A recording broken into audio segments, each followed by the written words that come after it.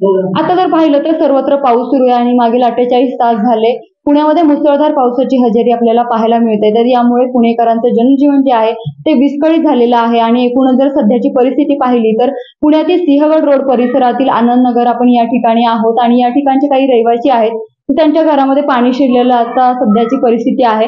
तर एकूणच काय परिस्थिती आहे, कधी पाणी शिरलेलं काय सांगाल? आज सकाळी 7 वाजता पाणी येण्यास सुरुवात झाली आणि इतकं लोळणार म्हणजे वाढत गेलं पाणी आणि जवळजवळ 5.5 फूट पर्यंत पाणी घरात घुसलं। म्हणजे सामान्य वर येताना नाही आम्हाला सगळं म्हणजे सामान्य वर कसं गेलं। आता सध्या काय काय काय नुकसान झालेलं तुमचं? टीव्ही सगळा पूर्ण बेड गेला, टीव्ही नंतर कपाट बेड मोठा बेड होता तो आणि हे 2 कपाट हे कपाट आणि ते वॉर्डरोबचे कपाट आणि तिकडे कपाट वॉशिंग मशीन टीव्ही। एकूणच सगळ्या या परिस्थितीकडे कसं बघताय? काय आता एकदम अचानक सगळं झालं, काहीच करता येत नव्हतं। तुम्ही घरामध्ये किती जण राहता? आम्ही 5 जण आहोत। आणि यापूर्वीची अशी परिस्थिती कधी उद्भवलेली? 2011 साली 11 त्यानंतर आता झाली। आता सध्या एकूणच तुमची म्हणजे या माध्यमातून प्रशासनाकडून काही अपेक्षा आहे का की नाही त्यांनी येऊन पंचनामा करावा आणि आमची नुकसान भरपाई जी झाली असेल ती आम्हाला मिळावी अशी आमची इच्छा आहे।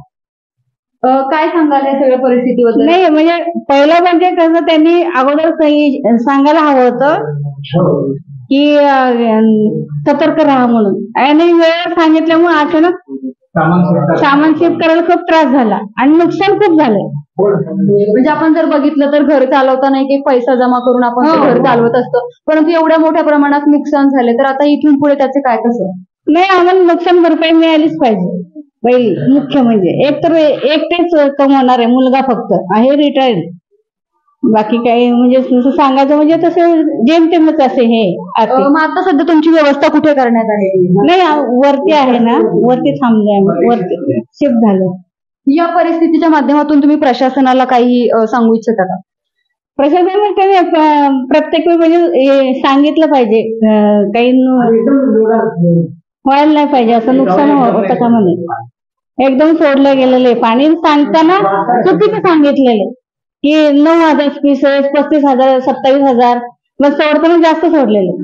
म्हणजे तुम्हाला प्रशासनाकडून योग्यरित्या माहिती मिळाली नाही आम्हाला आणि ते पण आम्ही प्रत्येक वेळी विचारत होतो, तासाला म्हणलं तरी विचारत होतो, मग सांगताना कमी सांगितलं त्यामुळे आमची खूप म्हणजे तारमळ उडून गेली बा। यापूर्वी अशी कशी परिस्थिती कधी उद्भवलेली का? यापूर्वी उद्भवली पण एवढं म्हणजे कसं एकदाच नुकसान झालं होतं अगदी सुरुवातीला 11 साली। म्हणजे त्या नुकसानीमध्ये आणि आताच्या नुकसानीमध्ये किती फरक आहे? खूप फरक आहे। यावेळेस खूप नुकसान झाले म्हणजे न सांगितल्यामुळं, म्हणजे आम्ही म्हणजे तयारीतच नव्हतं, त्या अचानक पाणी आल्यामुळे आमचं फजितीच झाली थोडक्यात। म्हणजे आता जर आपण बघितलं तर संध्याकाळ व्हायला आली आहे तरी घरात आता सध्या पाणी शिरते, तर काय परिस्थिती काय सांगाल? आता परिस्थिती म्हणजे आम्हाला कुठेतरी शिफ्ट व्हावंच लागणार आहे, कारण आमचं अजून नुकसान तर होणारच आहे। इथं आता किती होतं काय माहित नाही, आता इथून पुढचं नुकसान